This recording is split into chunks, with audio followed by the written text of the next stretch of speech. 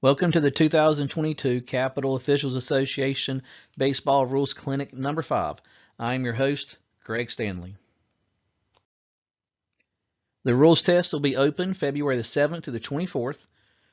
It's an unlimited time test. You'll be allowed 5 breaks. It is an open rulebook test and it will have 100 questions. The test can be accessed through Dragonfly. You must score a 75 or better to be eligible for regular season games. You must score an 80 or better to be eligible for postseason games. In this video, we will discuss rule number 7, batting.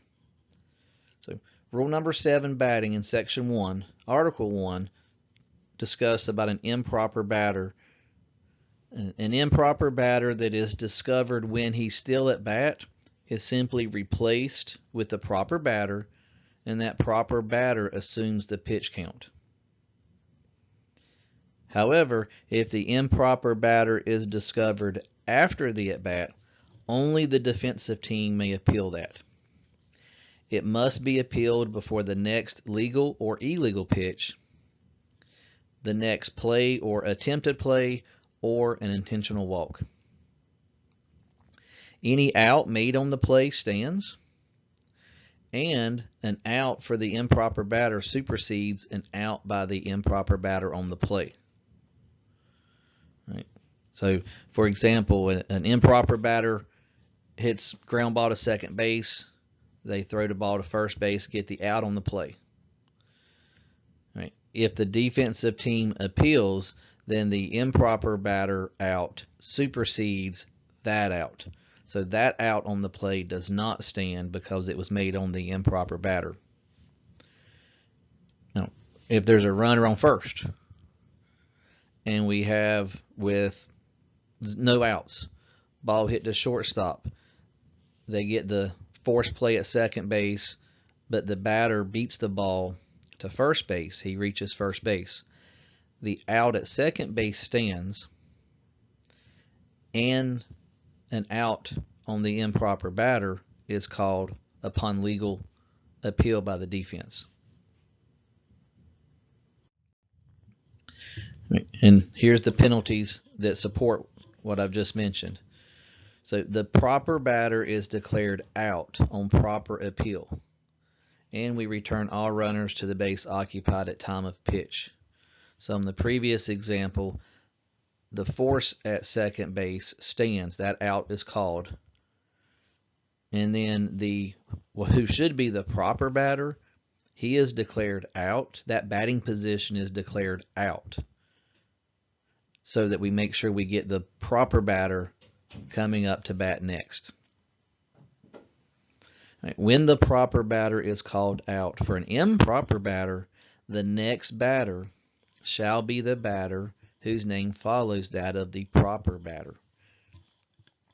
So again, make sure we know who is out, and then make sure we get the correct batter up to bat next.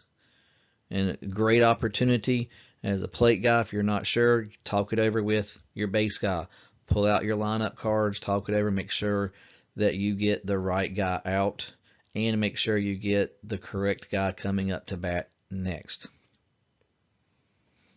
When an improper batter becomes a runner or is put out, and a legal or illegal pitch occurs, or an intentional walk occurs, the improper batter now becomes the proper batter, and the results of his time at bat become legal. So if the defensive team does not make a proper appeal before a legal or illegal pitch occurs, or before an intentional walk occurs, then they have lost their chance to appeal, and the improper batter now becomes legal. And then the third bullet, when an improper batter becomes a proper batter because no proper appeal is made, the lineup is reset, and the next batter shall be the batter whose name follows the legalized batter. So the improper batter rule, you can talk yourself into a lot of trouble with it. If you what if this and what if that scenarios, you can definitely talk yourself into a lot of trouble with it. So if that happens in a game, if you're not 100% sure, get together with your partner, talk it over, and if you need to consult one or both scorebooks, if both teams have a scorebook, fine. I don't know if they will this year with COVID. At the very least, if you need to consult with the official scorebook about what you have, who the batter actually was, what they have, it's a great opportunity to really get together and get things decided so that you get the right people out, and probably most importantly, you get the next batter up to be correct, because everything else will basically be set after that next batter. Right, Rule 7, batting, section number 3. A batter shall not. Again, what I'm highlighting in the video are what I consider to be some of the critical important things. This is not word for word the rule book.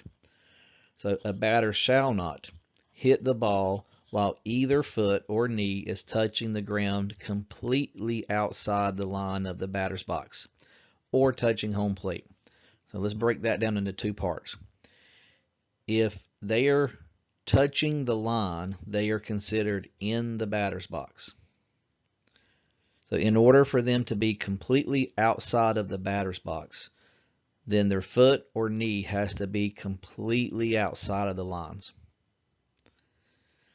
Right. The second part of that, if the batter's boxes are drawn correctly, if they're marked and chalked or painted correctly, it is very possible that a batter can be stepping on the inside line of the batter's box and touching the plate, particularly on a bunt attempt.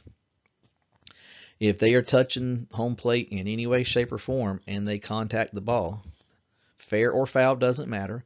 If they contact the ball, then they are out. Now, yes, we have this rule to support us on calling them out, but my experience tells me they need to be very obviously out of the batter's box. And I've had discussion with coaches in the past who have questioned batters that may be close. And I simply responded to that coach. If I'm watching the batter's feet, I cannot see his pitcher throw a strike. So as a home plate umpire, what's our number one priority? The pitch, strike, or ball. If the play allows me the chance after he swings and hits and see where his foot is, that becomes a secondary or maybe a third item down the list. Where his foot is, honestly, is not the most important thing on any given pitch. Article number 5 that we're highlighting, still under the title, a batter shall not. A batter shall not interfere with catchers fielding or throwing by leaning over the plate, stepping out of the box, making any other movement, including follow-through interference, which hinders action at home plate or the catcher's attempt to play on a runner, or failing to make a reasonable effort to vacate a congested area when there is a throw to home plate and there is time for the batter to move away. So let's look at all 4 of these kind of one at a time. Leaning. So batter shall not interfere with catchers fielding or throwing by leaning over the plate. And then letter B, stepping out of the box. Those two typically comes from someone stealing. If someone's stealing second base and they lean over the plate, and in your judgment, them leaning over the plate interferes with the catcher's ability to throw the ball, then we have interference. Stepping out of the box would typically come from a right-handed batter with a catcher trying to throw it to third base. So the batter is protected in the box as long as they do nothing intentional to interfere. Even if they're have the best of thoughts and they step back to try to get out of the way, If they step out of the box, and by stepping out of the box, they interfere with the catcher's ability to throw the ball, they are putting themselves at risk of being called out for interference. So letter A and B typically come from, not exclusively, but typically come from an attempt to steal a base. Letter C could potentially come, as it says, make any movement, including follow-through interference, which hinders action at home plate, or the catcher's attempt to play on a runner. And then letter D, potentially a pass ball, runner from third coming home. If that batter does not move out of the way, he is in jeopardy of being called for interference. So those are kind of a rundown of those four situations where the A, B, C, and D could occur. All right, the penalties that we will assess. When there are 2 outs and we judge interference, the batter is out. And it's important that we get that correct so that we know who the next legal batter is to start the next inning. So when there's 2 outs and we have batter's interference, the batter is out. When there are less than 2 outs and the runner is advancing home, if the runner is tagged out, the ball remains live and interference is ignored. Otherwise, the ball is dead and the runner is called out. So less than 2 outs and the runner is advancing home. If the runner is out, ball remains live, interference is ignored. If the runner is not out, then the ball becomes dead and the runner coming from third is called out, not the batter. When an attempt to put out a runner at any other base is unsuccessful, then the batter is out and all runners return to base occupied at time of pitch. Right. One thing about that part of the rule, or that part of the penalty rather, is when an attempt to put out a runner at any other base is unsuccessful on the initial attempt. So it's important that we understand that. If it's a play runner from first stealing second, and we rule batter's interference, and he airmails it to center field, if we don't do a good job of coming out at that moment, that's the immediate play. The runner is not out on that immediate play. We, as a plate umpire, we need to come out and be loud and kill it immediately at that point. Because if we don't and we let that play continue, if he tries to go to third, center fielder throws it into third and gets him out, we have not applied the rule properly. So if the initial attempt to put out a runner at any other base is unsuccessful, then the batter is out and all runners return to base occupied at time of pitch. If, so in that previous example, instead of the runner being thrown out at third base, the batter will be called out and the runner will be returned to first base. So that's why it's important that we get the correct out. Now, the last bullet, if the pitch is a third strike, then the batter is out on strike 3. The runner can and probably should be called out for the penalty. So if it's strike 3 and we have batter's interference, then the batter is out on the strike 3. The runner will be declared out as the penalty on the interference.